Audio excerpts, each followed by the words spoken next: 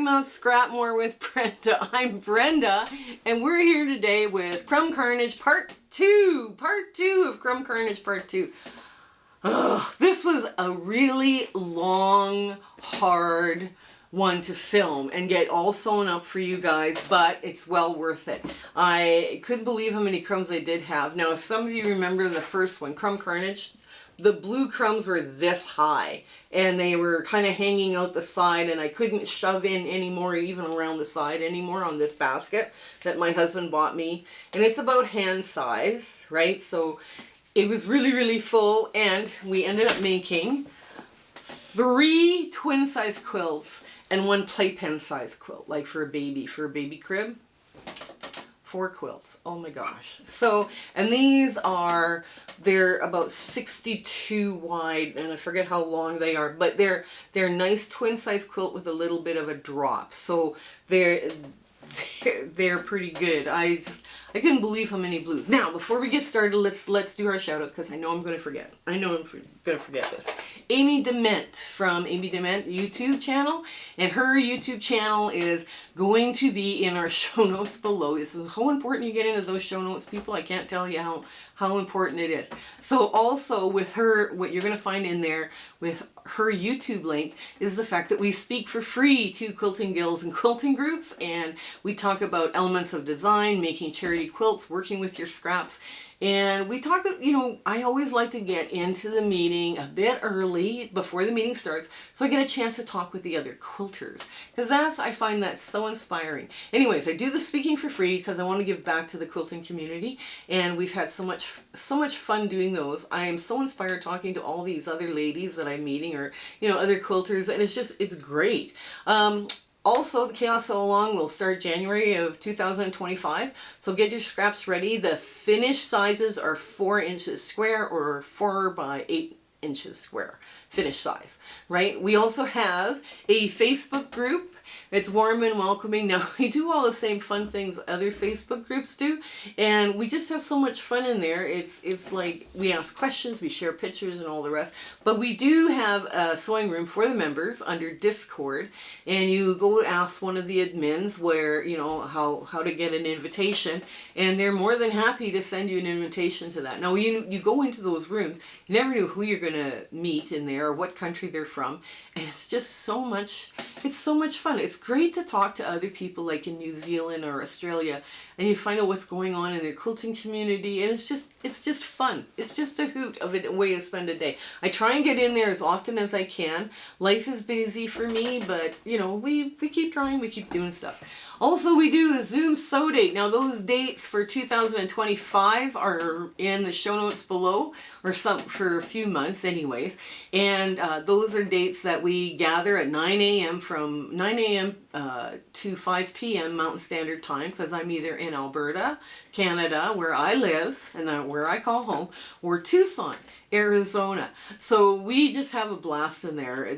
We try and talk to everybody, and don't bring stuff that I've shown. Bring stuff that you're working on or that's inspiring you, because I kind of like to, you know, listen to what other people are inspired by. That's just the coolest thing ever for me.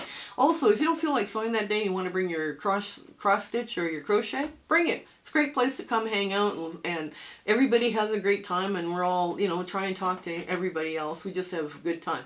Also, share, like, and subscribe our videos. If you like what you're seeing here on this channel and what we're doing, our little adventures, then, you know, please tell your quilting friends or buddies. Also, commenting helps our analytics and helps push our video forward. That would help us so much. Even if all you have to do, the time to do, is put a heart on the comment line, that helps us so much. So let's talk about these crumb quilts. Oh my gosh. So what I did is I had this big stack of blue crumbs, and I decided, all right, what we're going to do is we're going to lay them out kind of like an improv log cabin. So I sewed, here, I'll show you what I did. I sewed all the pieces that were the same size, because a lot of my stuff is, you know, like from 2-inch cutoffs or 2.5-inch cutoffs, 3.5-inch cutoffs, right? So that kind of goes into the crumb bin. So all I did was sew them together. No, I didn't use calculator tape, nothing. I just sewed them together. It's fine. So then what I've made is a big long strip of all sorts of different colors. Then as well, you take your odd sod stuff and you sew those together, because this end is a little bit bigger than this end here. So, you know, and that's fine. It works like a log or a string. And, you know, we just keep, you know, rolling along with this stuff. Some of it is, you know, too big to put into a string, but it would probably work as a piece. And then we have little stuff like this that I figure, okay, we'll throw this in. It's, you know, just putting together little crumbs of this and that. And I do have some bigger stuff, but that's okay. That'll go. And I also have some poverty piece stuff. So that all is going there. Now I have 2 blocks left over. They're 9.5 inch. And they, like I say, I have a plan. So there will be Crumb Carnage Part 2 going on with this. So I'm not going to tell you what the plan is. You have to wait till I get them done. But when we start to do these, it'll come together really fun and quick. And it's really great. And of course, all of these ones are like 3, 4 inches, 4.5 inches, right? This is all stuff that I've just sewn together. And there's quite a bit of it, right? So I'm like, okay, so now we have to figure out what we're going to do with this. But this is what I would consider a log. So as I went through the blocks, let me just open this one up here. This is the baby size one. So as I was doing the block, I would take a piece block like this, or I don't know if you can see this. Some of the pieces I had were like mousse fabric with this blue, and I just put it all into the crumb bin because they were all smaller than my hand. And I didn't buy this. I got this as a donation. And I thought, oh, wouldn't this look cute if we did, you know, put this into like a crumb quilt? Because every once in a while, it's like a little I Spy thing going on. So the moose is carrying his canoe on his antlers, which I thought was kind of cute.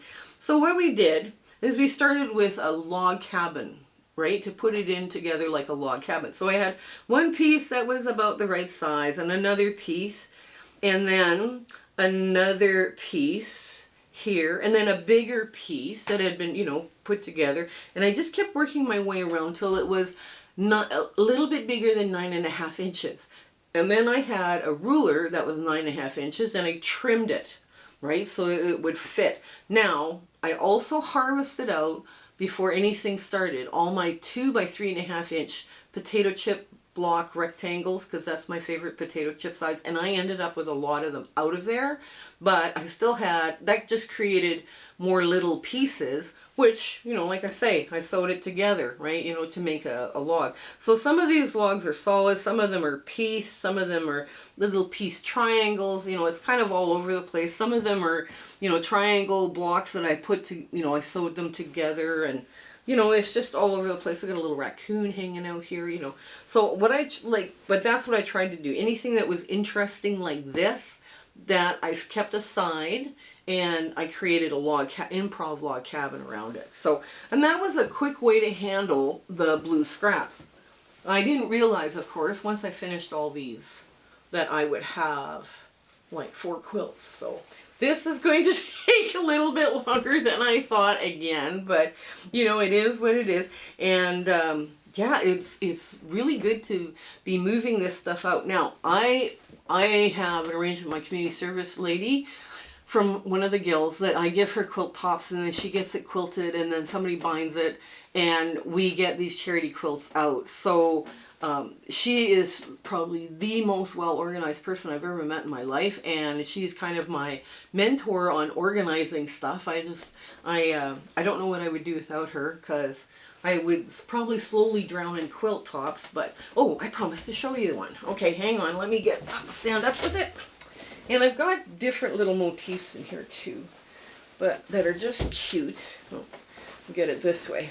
Now, I webbed these blocks together, and you can see there's a friendship star in yellow, and I pulled that out of my crumbs as well. You know, there we go. There, he's on a hammock. He's having a good time. He's playing with his bird friend. He's dancing with his, you know, deer friend or whatever.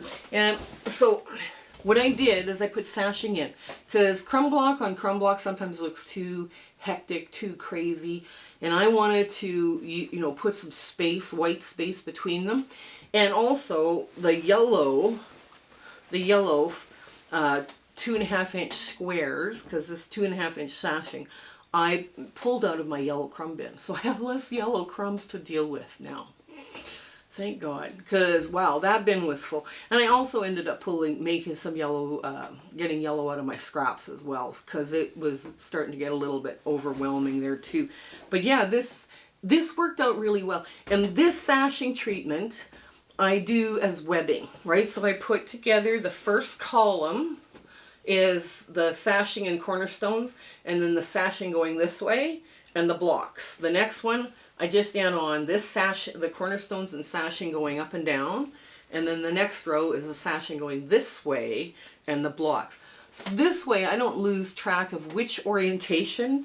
Like I don't have any moose blocks here. They're all this way, not this way, or upside down. So I mean, if you have blocks that you need orientation on, they're all now oriented the right way, the same way, right? Which is also helpful, right? Like with, you know, even with my snowman here in the middle, you know, when you look at the moose beside him, right? The moose picture beside him with his dancing partner, right? I mean, they're all oriented the right way. And webbing helps so much. When you're doing your sashing, make sure all your sashing, the points go on the same way. One will go one way and the other one will go the other way, and creating that, you know, that friendship star effect, or the silhouette of a friendship star effect. That's a really fast, cute way of dressing this up and making it a little different. So I think that's about it. That's all I wanted to talk to you about. But do come back for part 3. I do have a cute idea for the blue scraps that I have left, and I hope you join us then.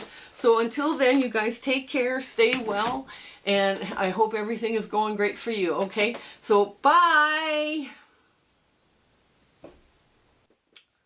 Hello again. We just want to thank you for enjoying our video and, you know, coming along with my husband and my YouTube adventure and quilting. And, you know, sometimes things don't work out as best they should, and sometimes they work out great. We're going, wow, that went well.